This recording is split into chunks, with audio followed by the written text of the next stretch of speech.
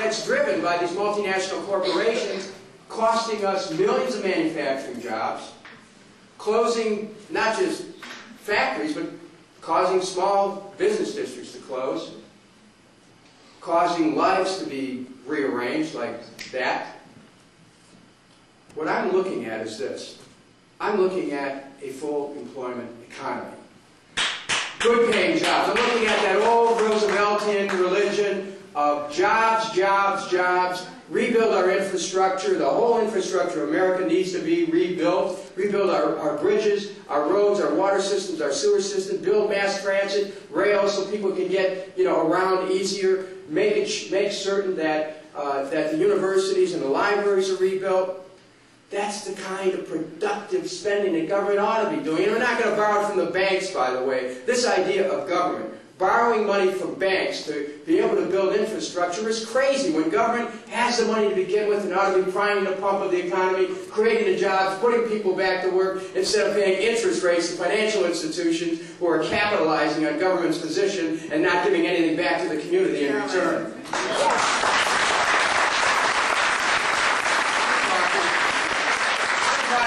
Creating millions of new jobs here.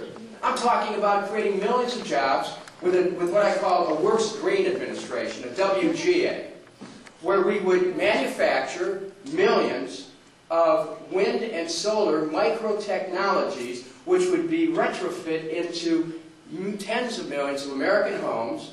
The jobs created in manufacturing, the jobs created in installation, the jobs created in maintenance, and the money saved when people have their own money-saving technologies at their home. We'd also include insulation in this. Think of how it would drive down our energy usage of carbon-based energies. Think of how it would save people money on their utility bills. Think of how it would keep the economy going and move the economy faster in terms of having people, if they're not spending it on utility bills, then they put the money back in the economy. They're able to spend it on things they need for their family. I'm talking about a transition in our economy where we have health care for all, a Medicare for all. I'm the co-author of the bill, a single-payer, not-for-profit health care system where everyone's covered. No more poverty because people can't afford to pay a hospital bill. Now, you know and I know that the way these insurance companies make money is not providing health care. Yep. Am I right? Yes. That's how they make money. Otherwise, if they had to provide care, if they had to say, doctor, of course you can give that procedure because the person needs it. Right. Those are one of those conversations that never happens. Because what does happen is that millions of Americans are being denied the care they need because the insurance companies, the more care they provide, the more they run up their costs. They're interested in their profits, and that's all it's about, period. End of story. But let's look at another model. The model of a healthcare system like Canada, the UK, and every other industrialized democracy has, where all the money that's in the system goes for care. What's it like in the United States? Think about this. 1 out of every $3 goes for the activities of the for-profit system, specifically for corporate profits, stock options, executive salaries, advertising, marketing, the cost of paperwork, 15 to 30% in the private sector as compared to Medicare's 2 to 3%. So we take that $770 billion a year, instead of it going for the for-profit activities, put it all in the health care. What do you have money for then? Well, you have money for vision care, dental care, mental health care, long-term care, prescription drugs, all covered for everyone in America. Then you don't have people going bankrupt because they can't afford to pay hospital bills. I don't care what's going on in your family, there's always some health care need that arises.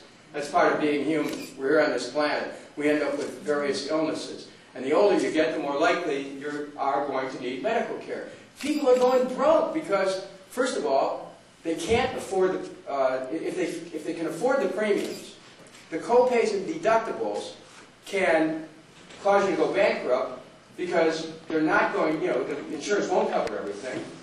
So people lose everything they have because there's no illness in the family. And then there's people who have no health insurance at all because they can't afford it. Why do you have 47 million Americans without any health insurance? Because they can't afford it.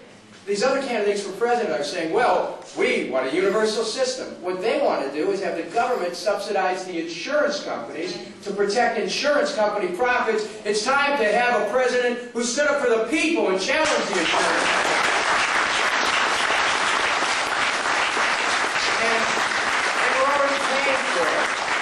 We're already paying for it. That's the point. We just changed the system to a not-for-profit. And so, on education, talk about an appropriate role for government here.